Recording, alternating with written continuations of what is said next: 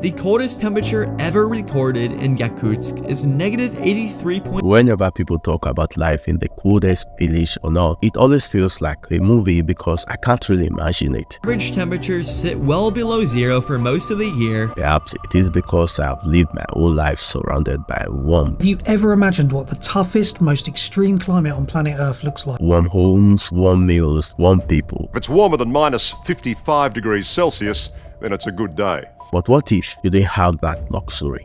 Prepare yourself for the big freeze.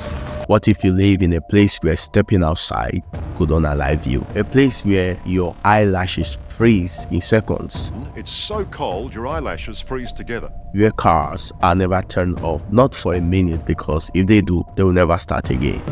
In a climate that would barely rise above the freezing level. And where winter doesn't last for months, rather it dominates nearly the entire year. This is Oymyakon, the coldest permanently inhabited place on earth. When I first heard about this village, I didn't think it was real. It sounded like something out of fiction, something you would find in a dystopian novel or maybe a survival game, but it is not. This place exists and people live here on purpose. Oymyakon is a small village in the Russian region of Yakutia, deep in the Siberian tundra. Its population is just under 500 people, but don't let that number fool you.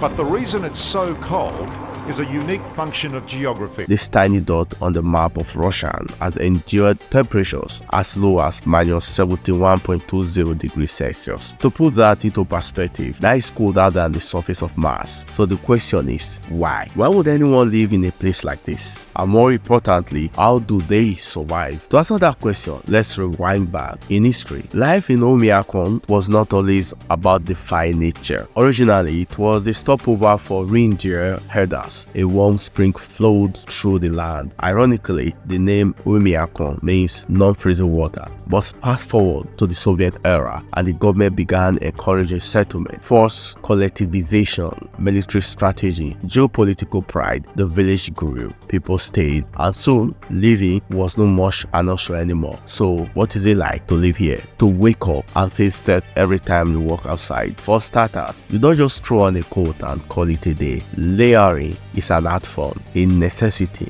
Gloves, scarves, thermal underlayers, fur-lined boots, and even then, frostbite waits for no one before it hits the ground. Most of us complain when the Wi-Fi is slow. In Oymyakon, survival itself is a daily task. There are no supermarket, no Uber Eats, no 24-hour convenience stores. People here hunt, fish. They eat raw frozen horse liver and stroganina, that is frozen raw fish sliced into thin ribbons. And why would they do that? Because it is high nutrient. It doesn't freeze your teeth off like ice cream would. But food is not even the hardest part of living in Oymyakon. Try burying your dead. Burying their dead can be really very complicated, especially when the ground is frozen solid 9 months of the year. It takes 2 days to thaw the earth with bonfire just to dig a grave. It's grim, but it is reality. And then there is school. Yeah, school. Children in Oymyakon attend class in conditions that will shut down entire cities. In the West, the only time schools close is when the temperature hits -52 degrees Celsius. Anything warmer, a student is to be in school, because in Oymyakon, cold is not even an event, it is a lifestyle. But perhaps what is most surprising is not what Oymyakon lacks, it is what it has. It has a tight-knit community. People look after each other, a tradition that has passed down through generations. They don't view their life as a stream. To them, this is normal. Things like this makes you question your whole definition of hardship. We panic when the heat goes out for an hour, but in Oymyakon, a flicker in the power grid could mean that generators run constantly. Homes are built